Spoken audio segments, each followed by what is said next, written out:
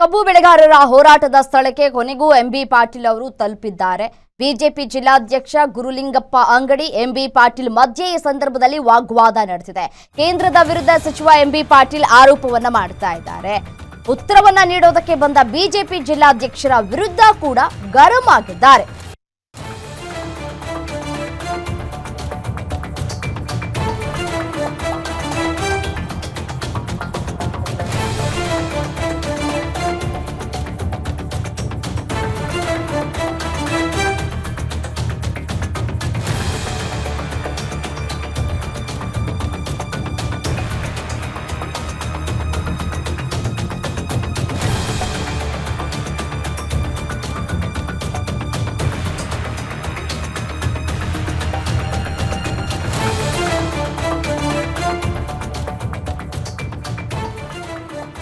ರೈತರು ಹೋರಾಟ ಮಾಡುವಂತಹ ಸ್ಥಳಕ್ಕೆ ಖುದ್ದು ಎಂಬಿ ಪಾಟೀಲ್ ಅವರು ಕೂಡ ಭೇಟಿಯನ್ನ ಕೊಟ್ಟಿದ್ದಾರೆ. ಉತ್ತರ ಕರ್ನಾಟಕದ ಭಾಗದಲ್ಲಿ ಈ ಕಬ್ಬುಗೆ ಬೆಂಬಲ ಬೆಲೆಗೆ ಆಗ್ರಹಿಸಿ ರೈತರು ಹೋರಾಟವನ್ನ ಕೂಡ ನಡೆಸ್ಕೊಳ್ತಾ ಬಂದಿದ್ದಾರೆ.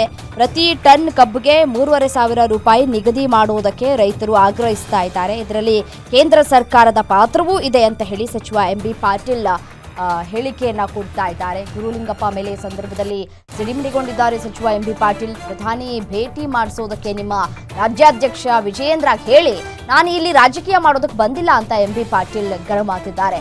ನಾನು ರೈತನಾಗಿ ಬಂದಿದ್ದೇನೆ ಅಂತ ಬಿಜೆಪಿ ಜಿಲ್ಲಾಧ್ಯಕ್ಷ ಅಂಗಡಿ ಯಾರೇ ಎನ್ನದೆ ಮಾತು ಮುಗಿಸಿ ತೆರಳಿದ್ದಾರೆ ಸಚಿವ ಎಂಬಿ ಪಾಟೀಲ್.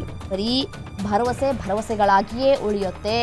ಕೇಂದ್ರ ಸರ್ಕಾರದ ಕಡೆ ಬೊಟ್ಟು ಮಾಡುವಂತಹ ಕೆಲಸಗಳು ಇದೇನು ಮೊದಲೇನಲ್ಲ. ಪ್ರತಿ ಬಾರಿಯೂ ಕೂಡ ಸರ್ಕಾರ ಇದೇ ರೀತಿಯಾಗಿ ಮಾಡ್ಕೊಂಡು ಬಂದಿದೆ.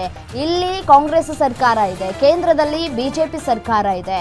ಬಿಜೆಪಿಯವರು ಈಗೇನು ಹೋರಾಟಕ್ಕೆ ಸಾಥನ್ನ ಕೊಡ್ತಾ ಇದ್ದೀರೋ ನೀವೇ ಕೇಳಬಹುದಲ್ಲ. ನರೇಂದ್ರ ಮೋದಿ ಅವರ ಬಳಿ ಹೋಗಿ ಕೇಳಿ, ನಿಮ್ಮ ಬಳಿ ದಮ್ಮು ತಾಕತ್ತಿಲ್ವಾ ಅಂತ ಹೇಳಿ ರಾಜ್ಯ ಸರ್ಕಾರದ ನಾಯಕರುಗಳು ಪ್ರಶ್ನೆ ಮಾಡ್ತಾ ಇದ್ದಾರೆ.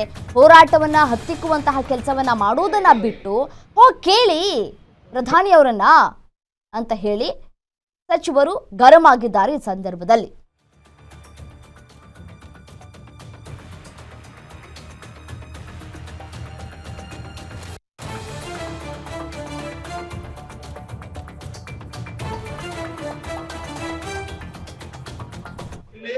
ಜಿಲ್ಲಾ ಉಸ್ತುವಾರಿ ಸಚಿವನಾಗಿ ಸರ್ಕಾರದ ಪ್ರತಿನಿಧಿಯಾಗಿ ಬಂದಿದ್ದೀನಿ ಮತ್ತು ನಾನು ಕಾಂಗ್ರೆಸ್ ಪಕ್ಷದ ಸರ್ಕಾರ ಇಲ್ಲಿದೆ. ನಾನು ಬಂದು ಮಾತಾಡಿದಾಗ ನನಗೆ ರೈತ ಮುಖಂಡರು ಹೇಳಿದ್ರೆ ಅದಕ್ಕೆ ನಾನು ಉತ್ತರ ಕೊಡ್ತೀನಿ. ಇಲ್ಲಿ ಬೇರೆ ಪಕ್ಷದವರ ಅಧ್ಯಕ್ಷರು ಕೂಡ ಉತ್ತರ ಕೊಡುವಂತ ಸುಖ ನನಗೆ ಬರೋದಿಲ್ಲ. ಅದು ಮಾಡಕ್ ಹೋಗಲ್ಲ. ನಿಮಗೆ ಬೇಕಾದಾಗ ನೀವು ಸೆಪರೇಟ್ ಆಗಿ ಅವ್ರು ಬಂದು ಭೇಟಿ ಆಗ್ರಿ. ಅದಕ್ಕೆ ನೀವು ಬಂದು ಭೇಟಿ ಆಗಿ, ನೀವು ಸೆಪರೇಟ್ ಆಗಿ ಬಿಜೆಪಿ ಅವ್ರು ಬಂದು ಹೇಳ್ರಿ. ನಿಮ್ ಅಧ್ಯಕ್ಷರಿಗೆ ನೀವು ಅಲ್ಲಿ ಬಿಜೆಪಿ ಪಕ್ಷದ ಅಧ್ಯಕ್ಷ ಬಂದು ಹೇಳ್ರಿ. ಕೇಂದ್ರ ಸರ್ಕಾರದಿಂದ ಪ್ರಧಾನಮಂತ್ರಿಗಳಿಂದ ಏನೆಲ್ಲ ಮಾಡಿಸ್ಕೊಡ್ತೀರ ಅಂತ ನೀವು ಹೇಳ್ರಿ. ಫಸ್ಟ್ ನಮಗೆ ಬೇಕಾಗಿದ್ದಂದ್ರ ಮುಖ್ಯಮಂತ್ರಿಗಳಿಗೆ ನಾಳೆನೇ ಕ್ಯಾಬಿನೆಟ್ ಆಗಿ ವಿನಂತಿ ಮಾಡ್ಕೊಳ್ತೀವಿ. ಪ್ರಧಾನಮಂತ್ರಿಗಳಿಗೆ ಒಂದು ಅಪಾಯಿಂಟ್ಮೆಂಟ್ ಕೂಡ ಕೇಳ್ತೀವಿ. ಅಪಾಯಿಂಟ್ಮೆಂಟ್ ಕೊಡಿಸ್ರಿ ಸಾಕು ಮೊದಲು.